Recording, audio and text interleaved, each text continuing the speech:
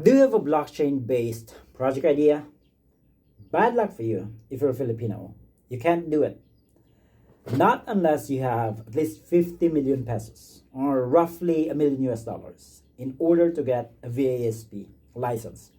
Now, for those of you who've been following blockchain adoption, you already know that there's a growing number of governments and institutions trying to take advantage of it. Blockchain, as a technology, is without question by itself valuable. We also know that the US have been stockpiling Bitcoin reserves. They have been issuing new legislations to mobilize and create new policies to position themselves as leaders in the blockchain-based initiatives. Now, kamusta naman tayo mga Pinoy? What has been our experience with blockchain? Unfortunately, puro scam na dong. Every time you hear someone mention blockchain, especially crypto, you look at them, ay, scammer. It shouldn't be. But let me tell you why that is happening in the Philippines. If you have a business idea utilizing blockchain, you will tend to gravitate on the cryptocurrency side of the business simply because it is lucrative. There's money to be made in it. But blockchain is not just about crypto investments. If you're wondering why almost everybody who understands blockchain and why they're moving towards the trading and investment side of it, majority of it are questionable projects, the short and honest answer is because they don't really have an option. Hear me out.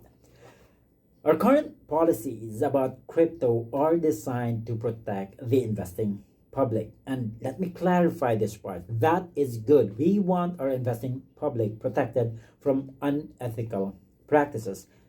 However, having said that, the protection that is set in place, those policies have become the fort.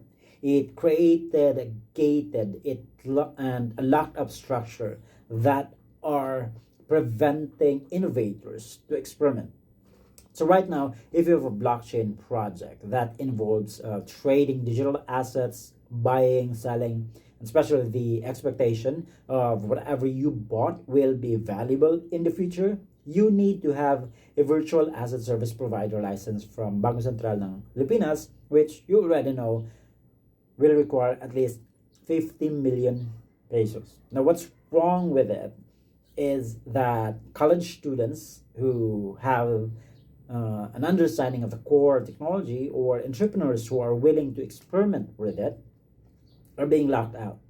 So instead of having Filipino innovators that may compete at the global stage, we are pushing them to hide in the dark and play in the gray areas. What we need as a country is to take a bold approach. Let's not wait for other countries to give us models on how to innovate. Let's take our chance to be recognized as leaders in the field. Besides, anything that is tech-driven, whether it's AI or blockchain, for as long as the sole requirement is a computer connected to the internet, we Filipinos can compete. The next multi-billion company can come from one of our provinces. But right now, we cannot give birth to any of them. We are locked out. So we need to modify our government policies, especially on blockchain and the crypto development side. The reason why we need a modified compliance from the government is so that we can allow the private sector and general investing public a way to identify which projects to support. We need to have a discussion that has representatives from the blockchain community, of innovators, and of course the government. We cannot use the same policies that are set for big corporations and banks with multi-billion resources. Let me tell you a story. So when the US decided that it's healthy for their bottom line to leverage outsourcing and utilize Filipino talent, I am one of those lucky few that was able to change my economic condition. But I do believe that was open only because somebody made a decision in the past. But Right now, I'm telling you, there's massive upside that our country can take from a global race. But Filipinos can take action because the policies did not think of the poor. We need to change the policies and allow Filipinos to dream dreams worth dreaming.